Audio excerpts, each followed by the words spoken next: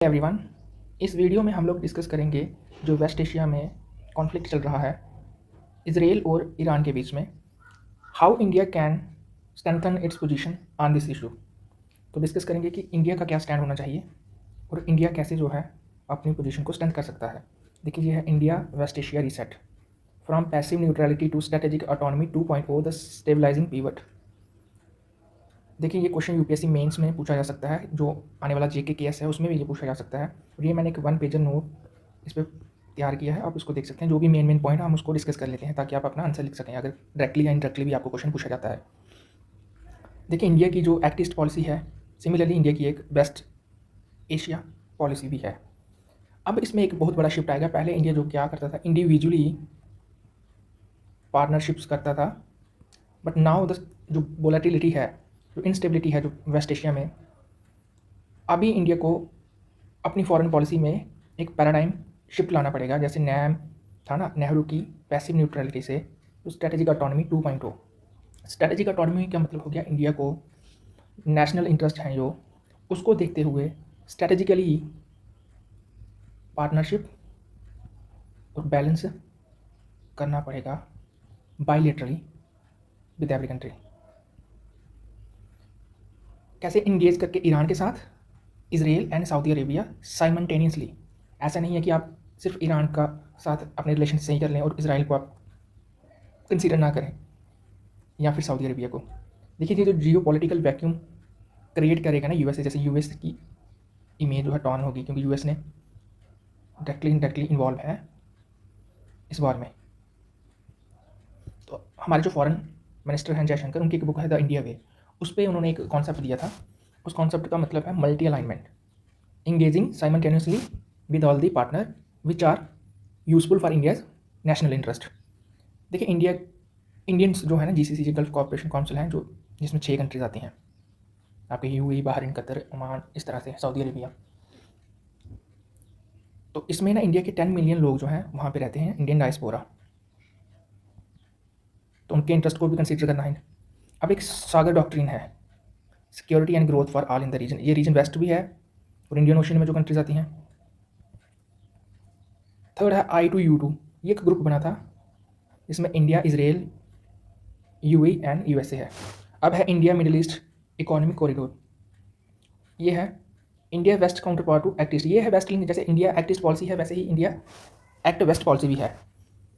अब ये चीज़ें हैं कि जैसे इन चीज़ों से इंडिया इन्वॉल्व है वेस्ट एशिया के साथ। अब जो हमने बोला कि पैराडाइम शिफ्ट आया है नेहरू की पैसिव न्यूट्रलिटी से लेके स्ट्रेटेजिक ऑटोनॉमी में, तो पहला तो इंडिया ने जो आइडियलिज्म से न्यू रियलिज्म की तरफ शिफ्ट करना पड़ेगा। जो नैम की लेगेसी थी कि हम न्यूट्रल रहेंगे, अब आपको स्ट्रेटेजिकली इन्वॉल्व करना है, लेकिन अपने नेशनल इंटरेस्ट को कंसीडर करते हुए। सेकंड है मल्टी अलाइनमेंट, पहले नॉन अलाइनमेंट था, अब है मल्टी अलाइनमेंट। थर्ड है डी हाइफिनेशन, जिसमें हम इसराइल और पैलेस्टीन के इशू को कंसीडर करते थे ना सेपरेटली। अब हमको डी-हाइफिनेशन करना है दोनों चीज़ों को, दोनों कंट्रियों को। जैसे इसराइल जब पैलेस्टीन का जो मुद्दा था उसको हमने डी-हाइफिनेट कर दिया है। थर्ड है strategic sovereignty, no external validation. Decision जो है सॉवरेन तरीके से लेने हैं, ना कि under the influence of USA या फिर रशिया। इंडिपेंडेंट डिसीजन, क्योंकि इंडिया का एक जो गोल है विश्व मित्र का, India as a global friend, उसको भी हमें देखना होगा। अब की ड्राइवर्स कौन कौन से हैं कि हमको रिलेशन जो है कैसे ठीक करने हैं। देखो, एक तो यूएसए की जो ऑफशोर बैलेंसिंग है, पावर वैक्यूम का मतलब ये हो गया, क्योंकि जैसे यूएसए की जो इन्वॉल्वमेंट है ना इसराइल एंड ईरान के युद्ध में, वहाँ से जो यूएसए की इमेज टर्न होगी, उस पावर वैक्यूम को हो सकता है चाइना जो है फिल करने की कोशिश करे। तो इंडिया के लिए ये भी एक बहुत बड़ा चैलेंज है। तो इंडिया सिर्फ नैम जहाँ न्यूट्रल रह के अपने इंटरेस्ट जो हैं उसको पूरा नहीं कर सकता फुलफिल। अब India Middle East economic corridor जो है, क्योंकि उसको बीआरई जो चाइना का है उसे काउंटर करने के लिए है, तो उस प्रोजेक्ट पर भी ध्यान देना होगा। अब मैरीटाइम सिक्योरिटी के लिए भी एक बहुत बड़ा चैलेंज है इंडिया के लिए, उसको भी ध्यान देना होगा। अब जैसे ईरान के साथ शाहबार पोर्ट में इन्वेस्टमेंट है इंडिया की, अब यूएई एंड सऊदी अरेबिया क्या क्यों इंपॉर्टेंट है एनर्जी और इन्वेस्टमेंट के लिए? सऊदी अरेबिया हमें हेल्प करेगा टर्की को काउंटर करने में, क्योंकि टर्की का जो आपको पता रवैया है वो अगेंस्ट रहता है इंडिया के। वो हम पाकिस्तान का जो कश्मीर इशू उठाता है उस पर सपोर्ट करता है। अब इसराइल डिफेंस में, टेक में, एग्रीकल्चर में,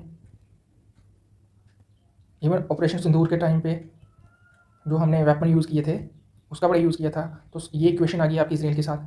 I2U2 मैंने ऊपर ही पहले बता दिया आपको, यहाँ पे इंडिया जो है पार्ट है। अब ये India Middle East economic corridor जो कनेक्टिविटी के लिए, ये है Indian Ocean region naval presence.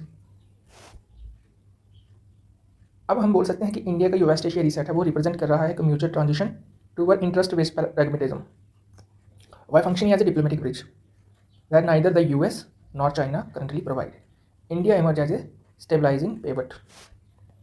अब क्योंकि हमने पहले भी बोला कि 10 मिलियन डायस्पोरा जो इंडिया का है वो जो है हेल्प कर सकता है इंडिया को एक पब्लिक डिप्लोमेसी करने के लिए, not just as a source of remittance. अब क्या क्या स्ट्रेंथ है? देखो इंडिया ना अब एक यूनिक पोजीशन पे है जहाँ उसको ईरान, इसराइल या फिर जो गल्फ़ की बाकी कंट्रीज़ हैं, क्योंकि ईरान ने जो है आपके कतर पे भी अटैक किया था कुछ दिन पहले। तो डायरेक्टली इनडायरेक्टली काफ़ी सारी कंट्रीज़ जो है ना वेस्ट एशिया में वॉर में इन्वॉल्व हो चुकी हैं। तो इंडिया को जो है सारे पोल्स के साथ साइमल्टेनियसली इंगेज करना पड़ेगा। डायस्पोरा तो उसकी सॉफ्ट पावर है ही है, वो उसके साथ भी एक इंस्ट्रूमेंट की तरह उसको यूज़ कर सकता है। ये हमने पहले बोल दिया, non alignment to Gaza respected by Arab world. अब कुछ इशू हैं जैसे I2U2 प्रॉक्सिमिटी और ईरान का जो चबार है, ये जो दोनों डायलेमा आएगा इंडिया के सामने, इसको कैसे काउंटर करना है, इसको लिए स्ट्रेटेजिकली उसको थिंक करना पड़ेगा।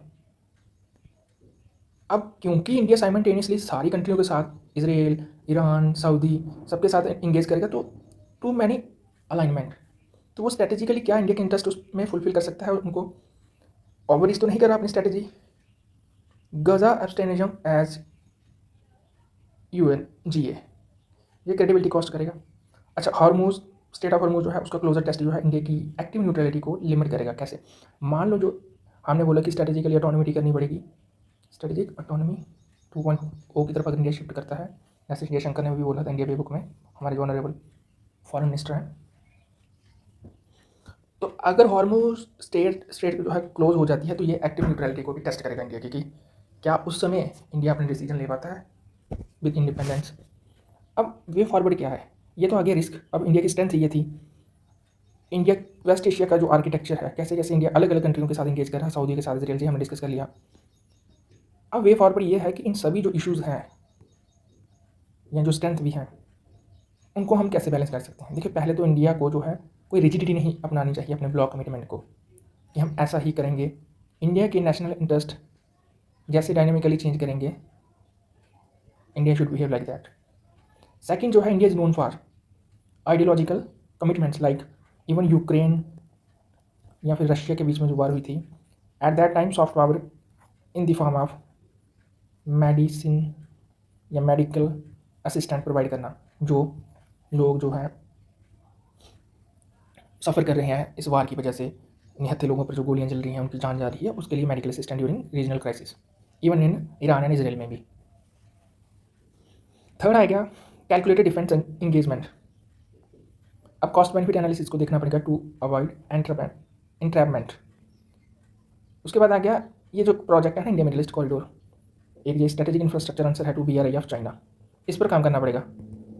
अब कंक्लूजन में हम बोल सकते हैं कि जैसा ऊपर बोला हमने, स्टेबलाइजिंग पीवट है इन वेस्ट एशिया जो सस्टेनेबल है only if balancing strategy agility with nuance understanding of historical animosities, multi alignment is strength provided it does not become multi confusion. तो इसको आप कंक्लूड कर सकते हो। तो ये एक वन पेजर था, इसमें से सारे पॉइंट आप याद भले ही ना रख पाएँ, कुछ पॉइंट आप याद रखें जो बेसिक पॉइंट है, ताकि आप अपना आंसर जो है फ्रेम कर पाएँ। Thank you very much.